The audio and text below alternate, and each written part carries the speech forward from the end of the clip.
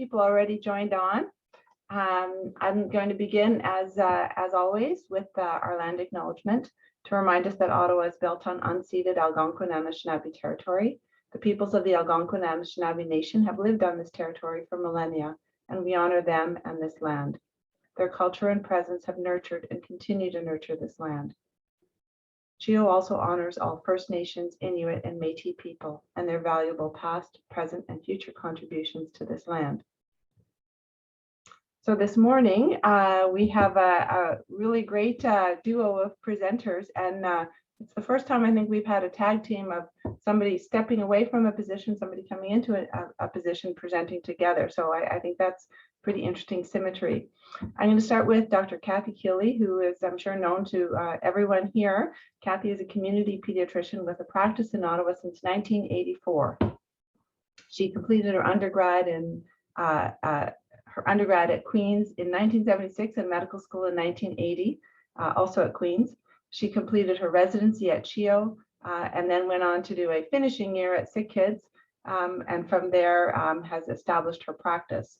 In addition to her many roles in the community, such as being the doctor's pediatrician and a master golfer and many others, Kathy has had various roles at CHEO, most notably her role as chief of the Division of Community Pediatrics, which she has held for, I have a question mark, Kathy, I don't know how many years it is, but I know it's been many, and has made many great contributions over her tenure.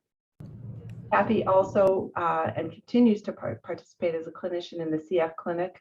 Kathy has been an examiner with the Royal College in the pediatric certification exams and is a past board chair of the pediatric examinations.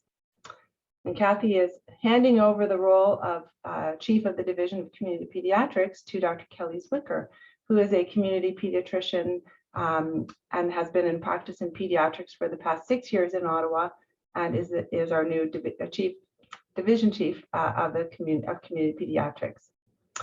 Kelley completed her residency in Vancouver in 2012 and has a special interest in vascular anomalies. In her relatively short time here in Ottawa, Kelley has established a successful practice and has really begun to lay the groundwork for several community and CHEO partnerships. And we really look forward to the future of what Kelley's going to bring in her new role. Today, they are going to present to us, the title of their presentation is Community Pediatrics, Strengthening Foundations Through Communication. I'm all for that. So I'm going to hand it over to the both of you. I'm not sure who's going to lead off, but over to you. Thank you for that kind intro, and thanks for having us today. I'm just going to screen share and make sure that it works. Working well, and you can hear us? Perfect. Perfect. Excuse me. So our objectives are to review from a community perspective, as Mona had mentioned, where we came from, where we are, and where we are going. We don't have any disclosures, and I'm going to hand it over to Kathy to start a little bit about the history of where we did come from. Hi, everyone. I just want to take this opportunity to thank you for welcoming the community to do this presentation. And I thought that to understand where we are and where we're going to, or hope to go to, that we should understand part of the history of where we've come from. So I'd like to take this chance to acknowledge and thank Dr. Barry Adams. I had a wonderful opportunity to chat with him recently, and he has provided most of the historical insights. If I get any of it wrong, Barry, I apologize. And I didn't see if Bill James was on the line, but he may have some corrections to make if I get some stuff wrong. In any event, Barry started his community pediatric practice in 1966. He retired in 2015 at the age of 81. He attended U of O medical school, so his training started here, and then he went to Detroit for 3 years of residency before returning to the general, because pediatrics was split at the general and the civic, for 2 years, excuse me. And then he went on to Sick Kids to do a 3-month neonatal fellowship. An astounding number to me, during those 3 months of his neonatal fellowship, he did 105 exchange transfusions. True, pediatrics at that time was truly a hands-on specialty. He was very active in community pediatrics when CHEO came into being, which was in 1974. And the hard work of dedicated community leaders, politicians, and physicians enabled the pediatric departments of the civic and the general to come together under one roof. At that point in time, there were 30 community pediatricians in Ottawa and 8 GFTs. Dr. Adams was, so the numbers to me were astounding. Dr. Adams was the first president of the medical staff and the second chair of the MAC. Dr. Jeffries, who was another community pediatrician, was the first chair of the MAC, and Dr. James was the second president of the medical staff. All of these positions were unpaid, done on a voluntary basis. Dr. Adams was also the president of the OMA in 1984. So after he had helped us, he went on to help the OMA. The original 30 community pediatricians essentially covered the whole city, including nights and weekends. They covered nurseries. They followed very sick patients, including oncology patients. They followed on their own, and cardiology. They staffed the ICU. They looked after all the medical inpatients. We looked after our own patients, and then some of the community pediatricians worked as the ward chiefs, looking after we called them unassigned patients, or patients who didn't have a community pediatrician. We taught residents and students individually about our own patients, and also were the team leaders. Community pediatricians at that time ran the general medicine clinics. We did evening clinics in C1 to take the load off of the emerge. Interesting that that's sort of a model that we're trying to go back to in some ways. We also ran various subspecialty clinics without the help of our now really well-trained subspecialists. Those would include diabetes, where Dr. Arnie Fott really was the pioneer in that at CHEO, and Dr. Bargava ran the CF clinic. When I came as a resident, I came here in 1980. Most of my ward teaching and much of my ICU teaching involved community pediatrics. From 1974 to about the mid-80s, community pediatricians were very, very involved in the day-to-day patient care at CHEO. But gradually, more physicians were hired by CHEO, both subspecialists and generalists. Residents had trained here, more people wanted to stay here, and the role within CHEO for community pediatricians changed. Most people focused their attention on their own community practices and the nurseries, and did not make the daily trek to CHEO to provide hands-on care to our patients. Our patients were looked after in CHEO by the excellent growing numbers of CHEO physicians, and then returned to our care in the community. As this transition was happening, Bob Peterson came to CHEO as head of poison control. He then became chair of the Department of Pediatrics. He saw this happening, and he was the first chair to formalize the Division of Community Pediatrics. Dr. Sid Kardash was our first division chief. I don't know where we are in the slides, Kel, but there we go. Dr. Kardash was our first division chief, followed by Dr. David Huot. David Huot took a special interest in CME programs and really developed our strong CME program, which kept community pediatricians up to date. Dr. Reisman then asked me to follow Dr. Huot. And I've had the honor to work in our community throughout all this time. Personally, I've marveled at the growth within CHEO, but with that growth, there has been a concern about communication, coordination of care, our continuing mutual respect, and all of this has waxed and waned over the years. We've drifted apart, understandably, because of the growth in numbers. In the past, we would communicate by phone. We'd pick up the phone and talk to each other about our patients. So now electronics have facilitated a lot of wonderful information sharing, but the importance of conversation has been lost a little bit. Then came COVID, and it separated us even more. So out of the need to communicate, learn, understand, the Community Pediatrics Group developed a new network called the Ottawa Community Pediatric Network. And initially we met weekly by Zoom. We worked together to acquire supplies, help each other with our office strategies, our patient care, and really to support each other as pediatricians during these past difficult couple of years. So that's really where we've gotten to, and I'll turn it over to Kelly. So we'll just go back one slide to highlight that this is Barry Adams. If you go to the unit, it's okay, I was not driving the slides properly. If you go to the University of Ottawa website, there's a, excuse me, a lovely sort of tribute to his career and the work that he's done. And I think it's just really important to put a face to his name. And Kathy had the privilege of talking to him a couple of nights ago as we were getting ready for this talk. So it's lovely to hear that history. And as Kathy had mentioned, these are our 3 preceding division heads of community peds.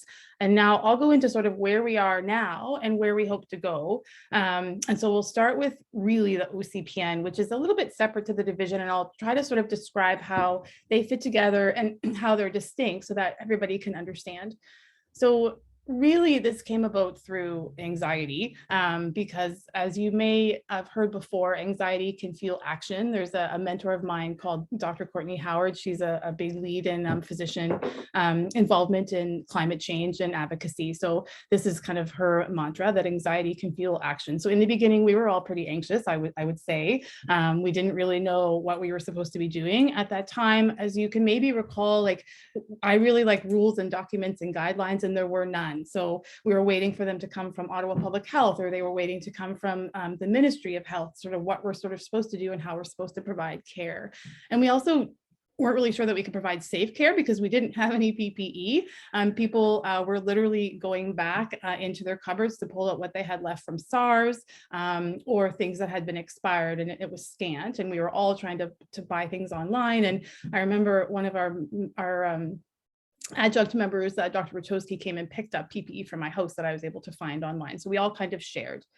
We also needed to understand, next steps. And we also really didn't want to feel isolated. So I would say, as before, we all were kind of individual practices that kind of did our own thing. We really did come together. And this is the busiest slide, I'd like to say, of the presentation. And I think some of you have probably seen this before because it was hiding on CHEO.net. And we'd really like to make this more visible as time goes by. But you can see that there are many names on this list that are representative pediatricians that work in Ottawa and the surrounding area. So this goes as far west as Renfrew and as far east as Orleans. We don't have anybody in Hawkesbury or Embrun at this time, but you can see there's 2 different colors listing all of these names, and I'll go into the numbers in a second.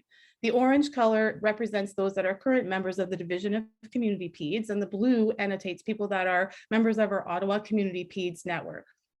And there are some asterisks here which denote that people have a special interest. And I'll talk about that in a little bit as well. So there are quite a few providers within our region.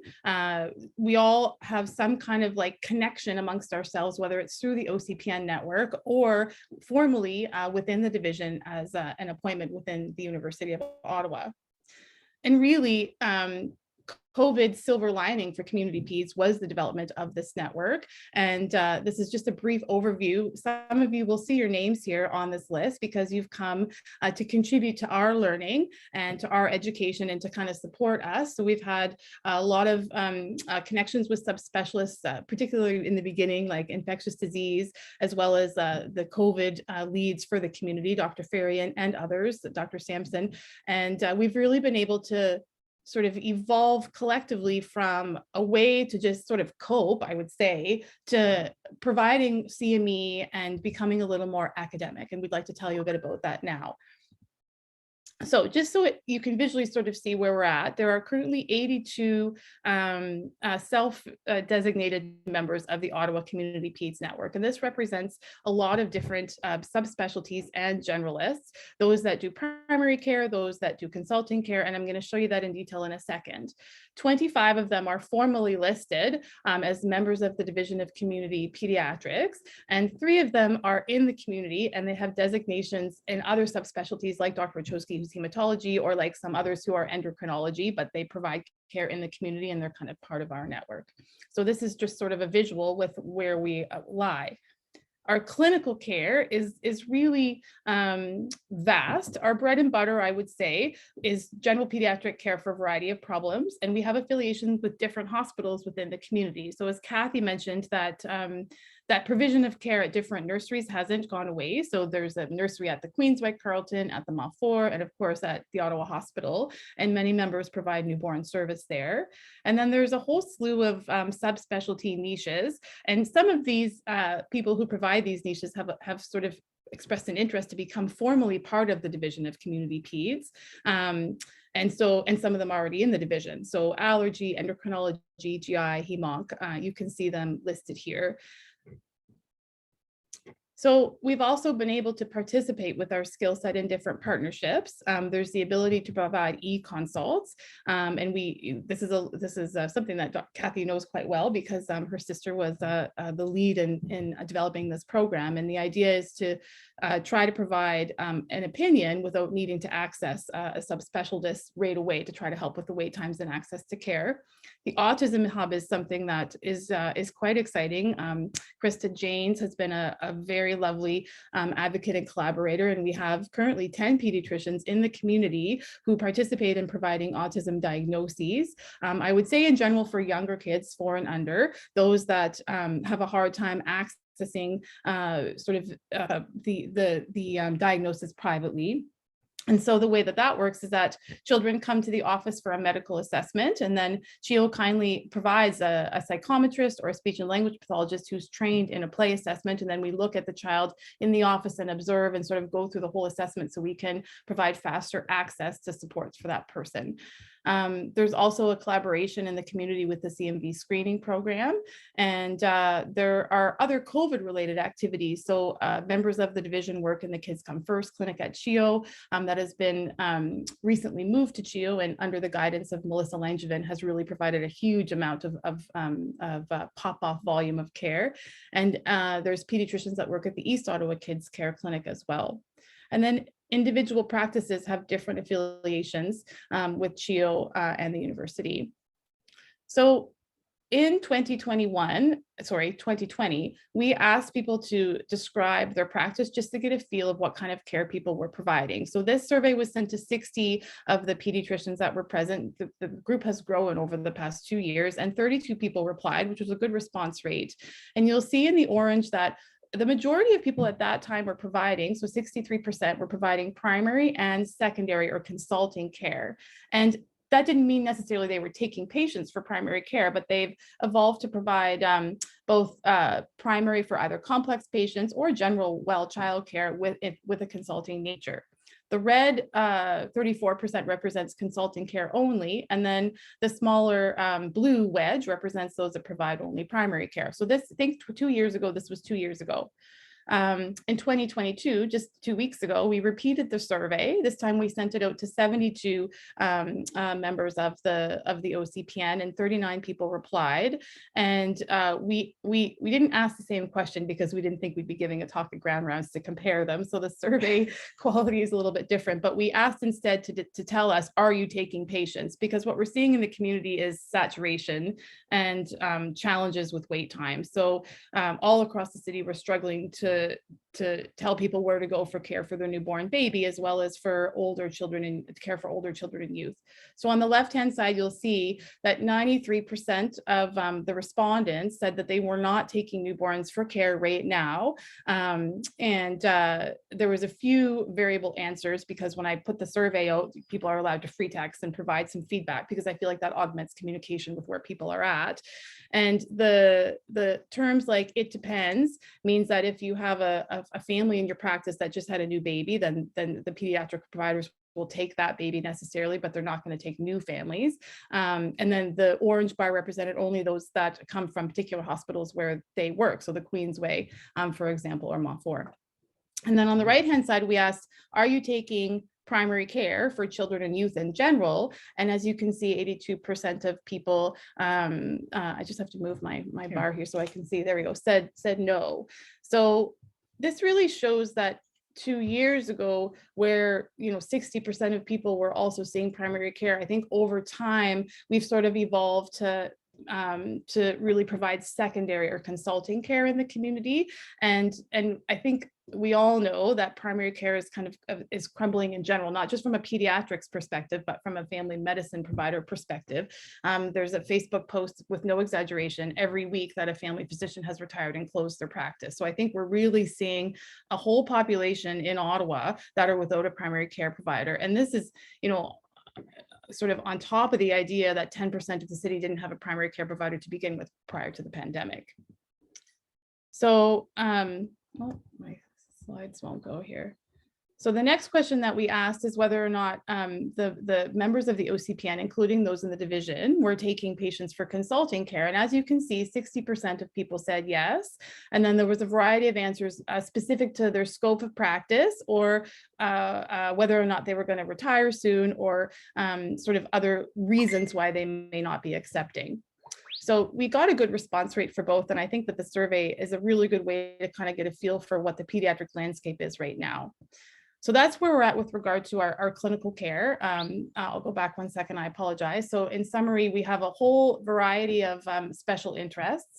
We are working towards trying to figure out a way to kind of streamline access and understand what each one of our practices can offer with regard to whether we provide newborn services or those subspecialty services, so that we can help serve the population in a way that makes pediatric care accessible. So I'm going to move now just to talk a little bit about research. And I think it's a little bit, I guess I'll use the word novel in a way, because I really like research, and I think other people in the group as well do. And so for the first time in a while, we did have some academic activity with regard to research within the Division of Community Peds, and this was resident driven. And one of the first projects that we did was in the beginning of the pandemic 2 years ago. We yet again did a survey to ask about what the barriers are to care in the community. And this survey was sent to local pediatricians. There was about 60 of them over a 1-week period in July of 2020, just before the second wave of COVID.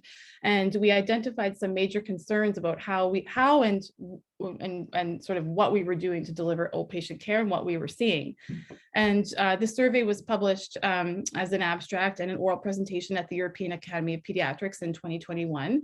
And what we found was that there were quite a few patient-identified, like patient-related fears about coming in person to have their appointment. And we also found that some of the barriers to care included, again, PPE at that point in time, and that's a problem that's since been solved, but also with regard to ideas about how we were going to deliver that care.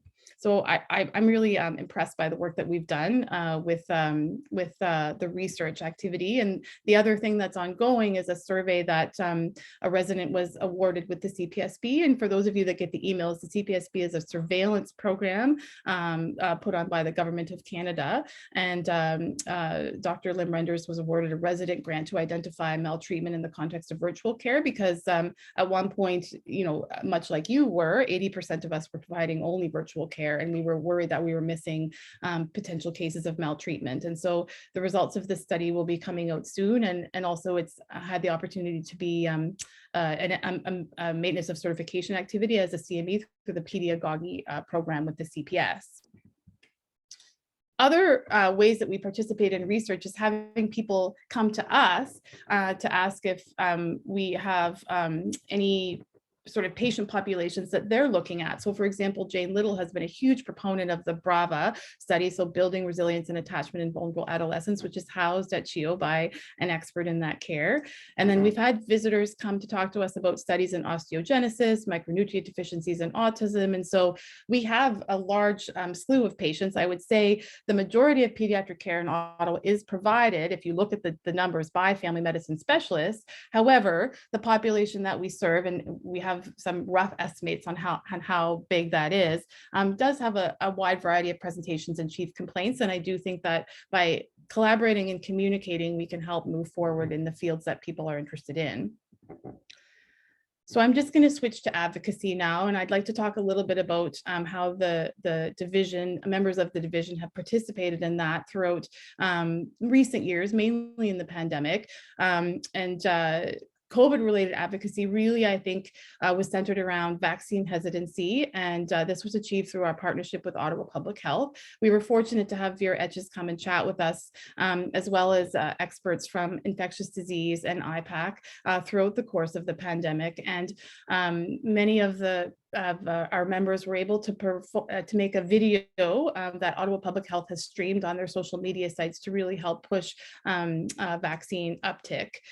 The other COVID unrelated things that people from the division have been involved in include the Kids Come First Steering Committee. Jane Little has sat on that for some time. And also other members are active provincially at the PEDS section of the OMA. And our input was sought with regard to how we're providing kind of care in a COVID related setting.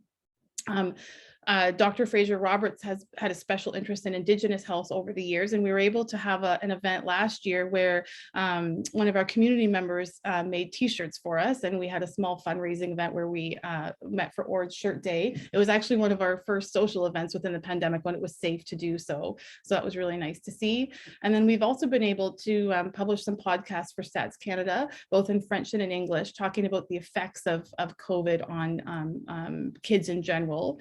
And then there's been longstanding contributions to not-for-profits like the Thrive Report that members have contributed to, as well as Raising Canada, which is a report that's released by Children's First Canada each year.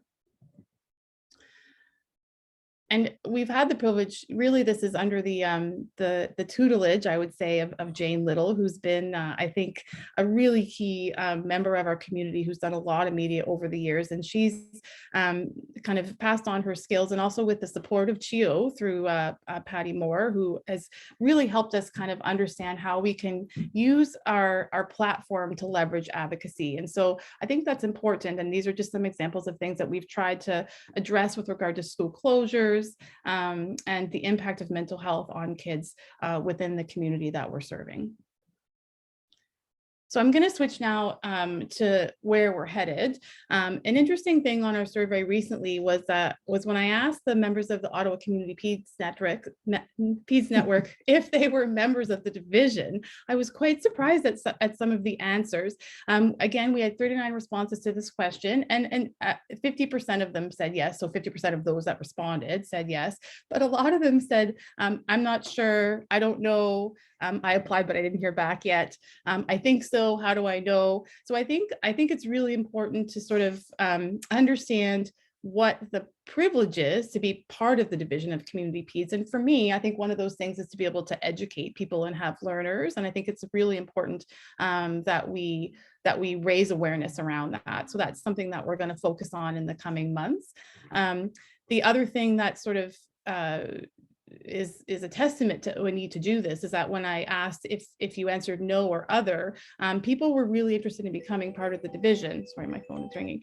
So half of people said that yes, I'd really like to understand what this means and what kind of opportunities that brings. And we've had the privilege of having Sharon Whiting come and talk to us to explain sort of from a university perspective what that affiliation looks like and what it can do for you in terms of your career and just filling your cup with regard to helping the future generations of pediatricians and med students and family medicine specialists learn in our offices. So this is a goal that we're going to look at in the coming months with regard to education, along with Dr. Toby Odsont and Anne Rowan Legg and Allison Shaw. We're going to try to enhance the teaching potential in the division and try to sort of broaden the opportunities that we have in the office and in conjunction with the C1 clinic that's present at CHEO as well. And we're looking to improve access to care and access to learning from the longitudinal perspective, because a few of us have longitudinal learners, third year and fourth year PEDS residents in our clinics already. So this is a goal that we're going to look towards.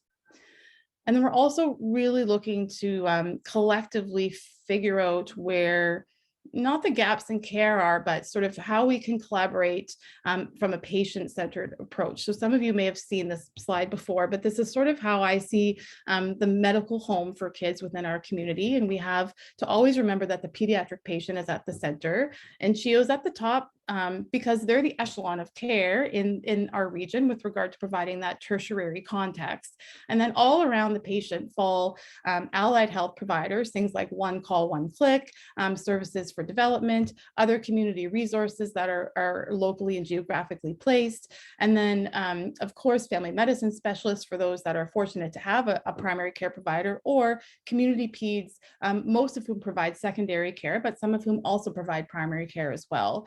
And so I think one of the goals of the division is to look at each of these facets and understand how we can work together to improve access and collaborative care for our patients locally, and doing things like this, like having the privilege of speaking to you as our tertiary care hospital so that we can raise awareness about what we're seeing in the community and what we're doing is, I think, one of the first steps to improving this collaboration. And so this awareness will go both ways, I think, because I've always kind of said, like, I come from away, I moved from another city, I underestimated the value of staying where you trained. And Kathy has always taught me about that as well, because learning a new system in a new hospital, and CHEO is very unique with regard to its culture and its integration with the community. And so learning that was a steep learning curve. And I think that you can't be a good community pediatrician unless you know how the tertiary care hospital works, and you can't provide tertiary care in a way that's optimal unless you know how the community works. And so I think it behooves us as a community to be able to provide to you where our practice locations are, what languages of services we offer care in, what are our special interests, and hopefully, even if people are willing, to share wait times. And we do have a project ongoing with regard to where are the pain points in communication in the community, and where are the pain points in communication that you guys see from the tertiary care setting in communicating with us. So now we're going to go through some myths. I put some actions in the slide, so I hope that it works. This was a suggestion by Mel Buba. I've garnered lots of support for this talk and in terms of what you may want to hear, but we really want to bust some myths about community peds, and then we're going to open it up for discussion with regard to anything we may not have answered or any questions that you have. So I have heard people say that community consultants only kids see one time and provide an opinion, and then we don't follow up. So that's not true. The CPSO actually mandates that we have to follow that patient as needed for up to a 2-year period. It used to be a year, and now it's formally 2 years. In BC, it's 6 months. It's different everywhere, but the CPSO mandates 2 years. So basically, most of us as consultants would see a patient, provide an opinion. Sometimes, it's one and done. You don't need that wraparound care, but oftentimes you're seeing them for several visits for that particular issue. And if they don't have a family medicine specialist, sometimes the line between primary care and secondary care gets a little bit blurred, but this is a myth. We see them more than once. I do feel like there's probably a feeling from the tertiary care center that we're inaccessible, but we are here. And part of our goal today was to sort of showcase what we're doing. And we haven't really come up with a way to streamline communication. I know Kathy talked years ago about how the telephone was so important. I know Dr. Odson has come to our meetings to kind of ask our preference. Do people prefer an email? Do people prefer Epic? Do they prefer a phone call? And that's really tricky. We don't have an answer for that, but we want you to know that we're here, and we'll do our best to answer emails or take a phone call and try to be accessible. Another myth is that we're not taking patients, and acute chief complaints are not being seen. And if you look at the emerge right now, I can understand where that sort of myth is coming from. And for a while in the pandemic, we weren't seeing patients in an acute setting. And then now a lot of practices opened up their end of the day to see infectious kids in a safe way with their PPE. So we are providing febrile children with care in this setting. And we are taking patients. However, the wait times are going up, and I'm sort of painting the brush with broad strokes. So not every practice has the same wait time, but all practices are seeing more referrals from mental health, eating disorders, behavioral challenges. And that's really tricky. And as I'm sure you're seeing that as well. So we are taking patients, wait times are going up, and we are trying to provide care as best as we can to those kids that may be acutely unwell so that they don't have to land in the doors of the emergency department. And then the final myth is that we work as islands. And I would say this probably was a true myth before the pandemic. We were present, but we weren't as connected. But now I think, as I hopefully showed today, we've really been able to collaborate and communicate with each other so that we can enhance provision of care. So Kathy didn't know I put this quote in, but this is something that came up a couple of weeks ago when we were talking about this talk, and I thought it was really important. And so we really value the wisdom of experience and the importance of this continuity of clinical care. And we all have to remember that we started because we wanted to care for kids. And some of us do this one child at a time, and others do it in a different way by providing protocols and doing research. And neither path is more important than the other. And we need to respect the choices that we've all made together, and really put the family and the child at the center of our work. And I think we're doing a really good job of that in Ottawa. Both CHEO and the community together.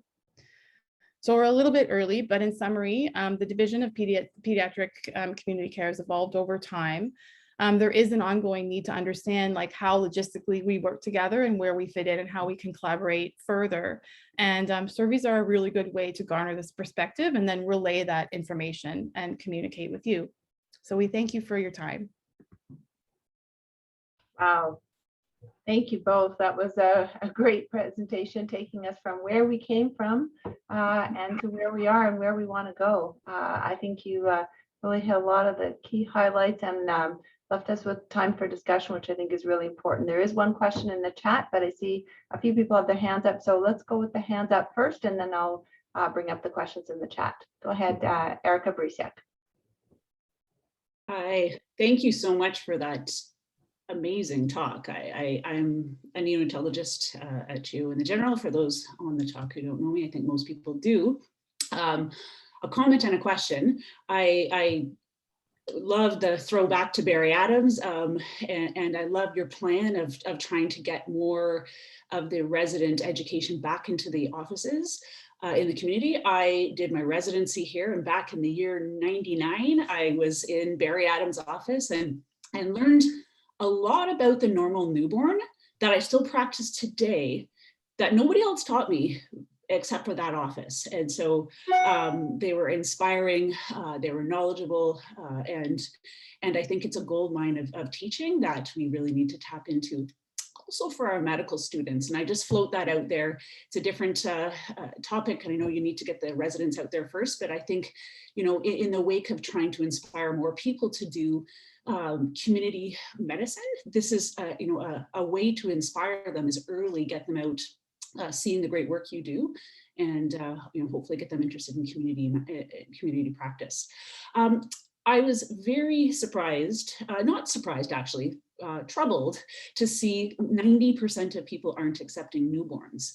And this worries me because I don't know where our newborns are going. I've had some experience recently with families who a couple months after the birth of their baby, coming back to me, trying to get me to help take care of their baby because their walk-in clinic says they only do orthopedics, or they only do adults. What is happening to our newborns in the community? What is happening to them, and what can we do to try to turn that around? Because this is a vulnerable group that I think can easily fall through the cracks, and then they're going to be logging up our emergency departments and our wards at CHEO. So excellent points. Maybe I'll jump in and then we'll let Kathy, because I think we have two different perspectives as well, which are valuable. So to your point about the medical students, I completely agree. I think that undergraduate medical education is really important. And I think that as we sort of but sort of advertise or raise awareness about what being part of the division means, then more people, I'm hoping, will take these learners into their offices, regardless of what level of training they're at. In terms of the babies, so I'm going to speak from the Western Ottawa side because my main appointment is at the Queensway Carleton, and we're struggling with this as well. And we always try to have a few family medicine specialists or pediatric colleagues in our back pocket who we can call and say, can you take these families? And those back pocket numbers are dwindling. And so I have to say a lot of them are going to Appletree. I have a few family medicine specialists that, I message, even though they're closed to taking patients, that we can get people in, but this is a citywide problem. I know that Monarch is a short-term follow-up for particular indications with regard to breastfeeding and jaundice that doesn't last for many weeks after that. And so I share your troubled thoughts, and I don't have an answer or solution right now. I'd love to hear Kathy's perspective from the Ottawa Hospital. So I still do unassigned babies at the civic site of the Ottawa Hospital, 6 or 7 weeks a year, and certainly we're seeing the same thing there. I would say part of the issue is that community pediatrics has morphed from being really a primary care area to now most new community pediatricians want to provide secondary consulting care, which is really important. And hopefully there will be a sort of to divert my answer, but hopefully there'll be a upstream, downstream feeding of those secondary consultations from family doctors and from CHEO to improve the wait times at the tertiary care. But that comes at a cost. And the cost is that you can't be all things to all people. Right. So the community pediatrician cost of that is that more folks are not doing primary care pediatrics and are doing secondary care pediatric consults. Some of us still have part of our practice in primary care. So in my practice, just as an FYI, I have about 4,000 patients. And of those, many, some are primary care, but I am not taking on very many primary care babies anymore because my practice is morphing also to a consulting role. So the problem is, where does a healthy newborn go? And that is a provincial wide, if not a federal problem, because there has been an attrition of family doctors. There has been a change in the scope of practice of family doctors. So when I started practice, we had pediatric call groups in the West and the East. We covered each other every day of the year, in the evening and on weekends and holidays. And we're able to have then a safety net for those babies who needed someone to follow them. And that's not the model anymore in primary care practice, be it family practice or pediatrics. And so in my view, it's a organizational or bureaucratic problem in trying to provide the support. I see it as we need nurse practitioners trained in that area. We need nurse practitioners who have access to family doctors, who have access to consulting pediatricians to help them with the problem, whatever the problem the baby's presenting. Most of us, I shouldn't say most of us, a number of us in the community do take on some primary care babies that need pediatric care for sure. I do, Jane does, most of us, not everybody, but most of us would also be happy to see a baby in consultation if we had a place to send that baby back to for regular care. So I think it's systemic, long-winded answer, and it's in the way care of all levels is provided. And really, I see it in the midwife, nurse practitioner, family doctor, pediatrician pyramid, if you like, in trying to build a system to provide care for these babies.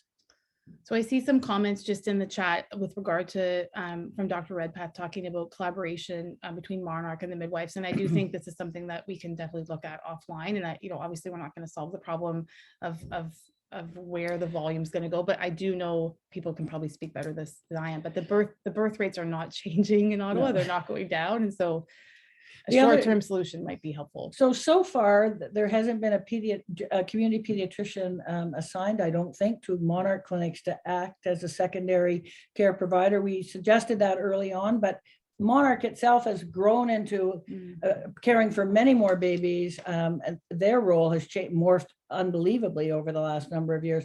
So I think we need to look at it systemically. All of those who want babies to get off to that healthy start, which is all of us, and find a way to work together on that. I'm not sure who was next with their hand. Yeah, so I'll bring them on.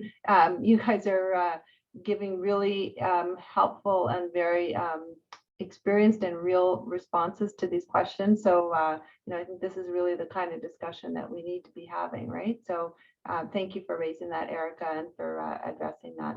And I'm glad you're seeing the comments in the chat there as well, Kathy and Kelly. Okay, so next we have Chris Vadavonker, then Marjorie Robb, then Joe Reisman. Go ahead, Chris. So thank you for that talk. I learned a lot. I know everyone on the call learned a lot about how currently the community pediatricians work. For those of you who don't know me, I'm Chris Vadavonker. I work in palliative care. I'm going to ask another difficult question on the other end of the scale, because we follow many very complex children who have many subspecialists involved and many of the community pediatricians involved. Do you guys have a funnel of people in family medicine who are willing to take on these complex children as they become adults and lose all of their subspecialist care? I'm so, you want to go? Go ahead. I'm so glad you asked that question, because I think one thing I didn't really mention a lot about was so no, the answer to your question straight off the bat is no right now, but we are really trying to forge a relationship with the family medicine specialists in our local community. And that COVID has given us a reason to do that, because we've hosted many joint sessions in the evening with regard to vaccines and other COVID related topics. And so we have a little bit of a relationship there. And the transition from youth to adult care is something that is challenging in all different subspecialty aspects, and we don't have that collaboration right now, but I do think that's something that we have to really prioritize.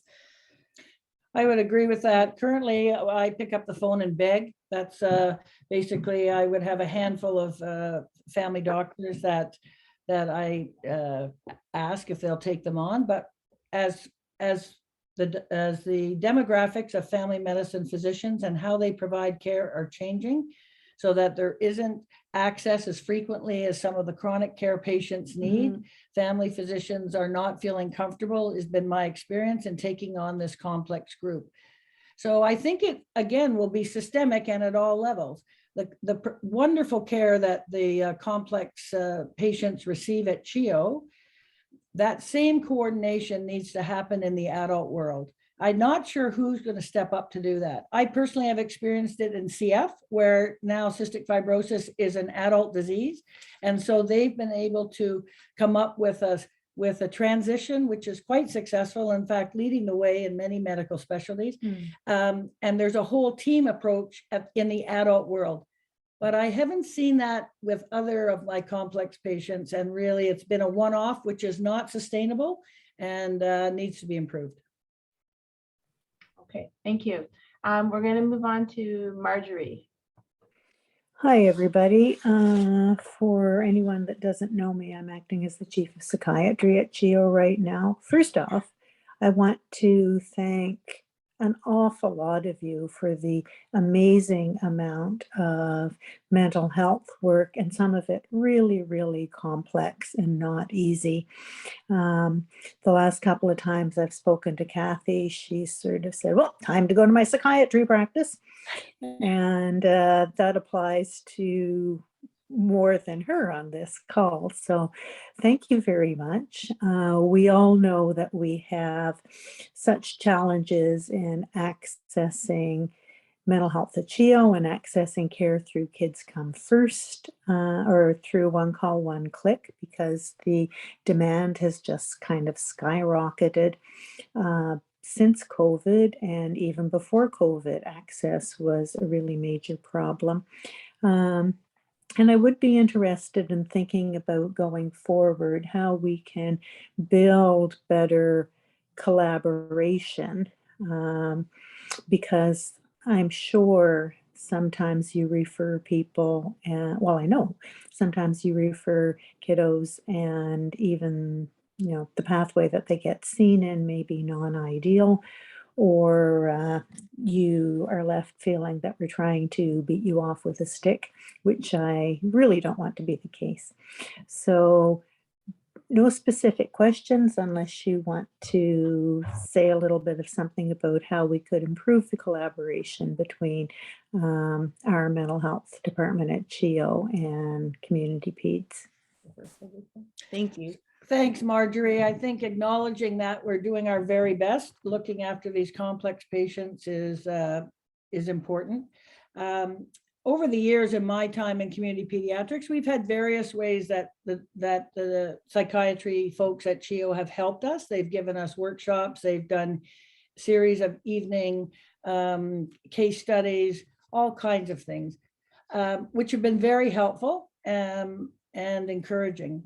I think the frustration is when we get to our level of expertise, where I can no longer even pronounce the medicines I'm going to prescribe, we need to have quick access to the specialist. So e-consult should be helping us that way. But sometimes we feel like we can't paint an accurate picture of our patients on an e-consult. So if there's a way to facilitate one-on-one communication about patients that we find especially troubling, understanding that we won't break down your door and try not to overwhelm with the numbers. I think that would help a number of people who are feeling that they're closely reaching their limit of expertise. That's our biggest worry, is that we are not really trained in all that we are doing. And as a community person, that feels daunting sometimes. I would echo that. And I, at risk of saying something that may be a bit controversial. This is a population that I don't want to use the term backdoor care, but this is a population where having side door is better. Side door care. This is a population that we that is scary. I mean, there's lots of scary things out there, but this is a challenging one, and I think that. In the experience that I've had recently, picking up the phone and calling Psychiatry on Call has been incredibly helpful. Yes. And I actually find that a little bit easier than an e-consult, because to address everything in an e-consult and capture the nuance of what I need help with is really challenging. And and we can obviously talk about this offline, but having that ongoing ability to communicate directly when we're really stuck, whether it's a side effect from a medication or whether it's somebody we're really concerned about is I think really helpful. And I'm not sure other community providers are on this call as well and they can jump in, but I appreciate your offer and your recognition that it's really challenging. Thanks. Okay. Let's talk further. Yes, I'm sure there'll be many further discussions as we're all experiencing this and trying to do our best. There are a number of comments and questions in the chat about referral, to subspecialty clinics, and who the subspecialty clinics can actually refer, setting up a system of referral between the community and the clinics. And Kelly, I know you and I have talked about this, and Kathy and I have talked in the past. I don't know if you want to say a few words now, or we bring this back to another time. It does require a real system change and a lot of planning. It can't just be put your numbers down and have a list. Like, it needs a lot more support than that. I don't know if either of you want to comment on that before we go on to the next few questions. Yeah, I would just say I agree with what you said, and I think it makes me think about data, and the product of what comes out is only as good as what goes in. And so maintaining practice changes and updates is a very fluid thing. And so we've basically been sure to do our surveys on a regular basis so we can have a feel for the landscape and who's open and who's closed, and really try to communicate. But having that ongoing effort is going to be part of this process. And I'll say to Dr. Kovesi's point, just with regard to the list, the list is available and I have it and I'm happy to share. And I would sort of put a plug out for those that I mentioned that are not necessarily part of the division. And so there's many members of our community that are not currently in the division that provide these subspecialty services and still provide very good care as part of the Ottawa Community Peds Network. And so I think just making that accessible, the list, understanding what people's scopes of practice are, and having regular ongoing updates with regard to who's open, who's closed is really important. Great, thank you. More to come on this. More to come. Okay, great. We have two more questions, two more hands raised. Dr. Joe Reisman, over to you. And I'll put on my, you have to let me put on my video, I think, Mona, or maybe not. You're in control of that, Joe. Okay, no, it wouldn't let me for a moment. There we there go. you There you First go. of all, thank you, Kathy, for your years and years of dedicated service to being a driving force for the Community of Pediatrics Division. I think Dr. Keeley is a wonderful example of how there can be collaboration between community peds expertise and subspecialty interest. Tomorrow, for example, morning, we're dealing with a complex list of CF patients, and Kathy is participating in that clinic and has for decades, and shows that there can still be good collaboration at the joint provision of care level. Thank you, Kelley, for being willing to take on the torch as it's been passed to you. And I think that we can see there's all kind of work still to be done. It's an ongoing project, and thank you for taking it on. Enough about that. Look, I was VP of the OMA pediatric section, and I brought this point up a few times with people like Sean Gao and Hiro Yamashiro. I think that, you talk about primary care and you talk about secondary care being consulting, but really for a lot of the CHEO patients, the fact is that they're children with complex needs. They may not all be technology dependent, like a lot of the kids we look after in our division and needing complex care. But the fact is that providing primary care to a child with complex needs is not really primary care. It's really more of a secondary care. And I think that needs to be recognized at the OMA advocacy level so that it pays to do it. And if there isn't a financial plan to really make it appropriately compensated, then I think that's a challenge. And I think more work needs to be done at that advocacy level. I think some of the problem is the Royal College, and having sat on nucleus committees and still being part of an examination committee at the Royal College, I think that over the years, certainly maybe it's not quite as much now, but there was a looking down the nose at primary care. The fact was, the American model is a primary care pediatric model. The Canadian model, no, you're consultants and you should only be consultants. And I think there's been a lot of sometimes not so subtle allusion to the fact that, the Toronto model, where there's a fair bit of primary care, is not a good model. Whereas we find ourselves today, Mona, as an emergentologist, will tell you, the emerges are dying because, and not just pediatric, adult too, because there's a shortage of primary care. And so maybe some of this needs to be dealt at the Royal College level and not discourage people from being involved in this. I've been spoiled, maybe, yes, when I was, my kids were young, yes, they had a pediatrician.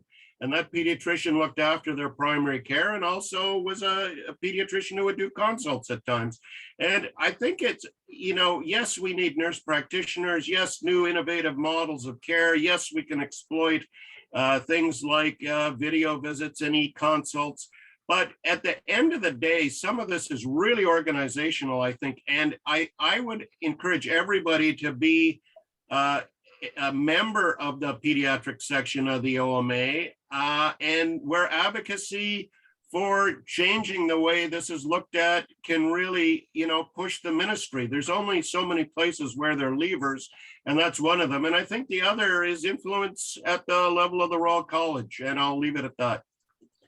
So thank you for those comments. I think that this sort of message is really using your platform to leverage what you have to advocate.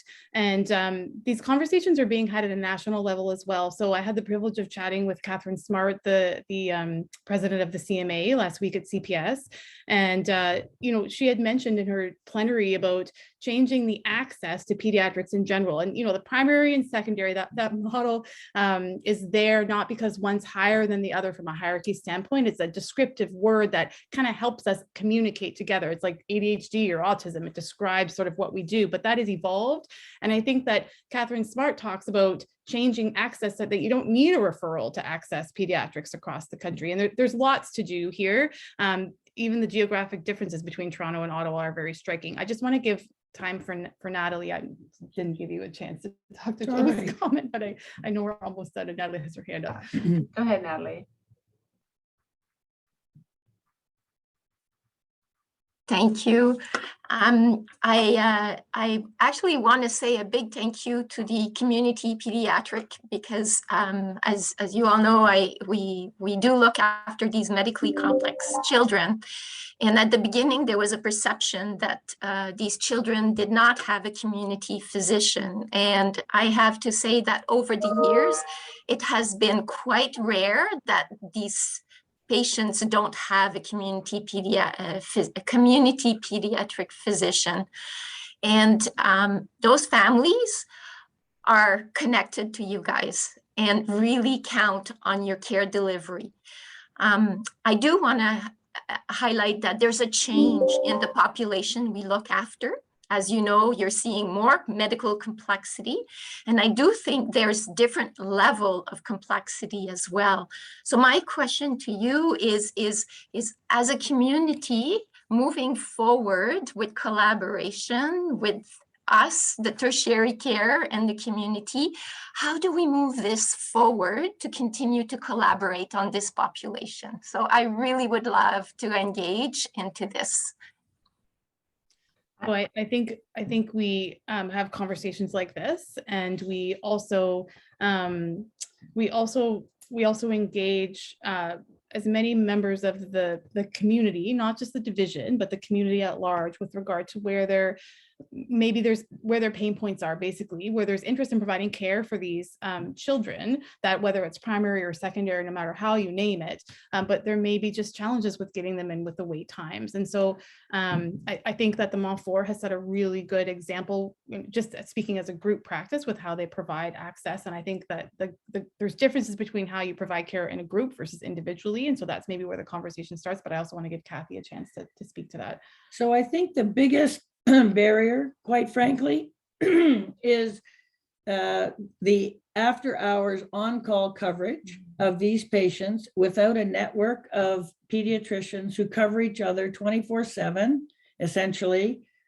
That's how it was in the past, where you could sign out to someone who had a similar practice. You could, if you had a difficult, someone you were worried about over the weekend, you could call someone and do that. Practices don't run like that anymore. They don't run like that within the hospital. You hand over your patients to the person on call. We don't have a network like that providing on-call care for these very complex patients. And that makes us feel vulnerable as the most responsible physician. So I think what I would say that is the biggest barrier for taking these patients under our wings, new patients under our wings.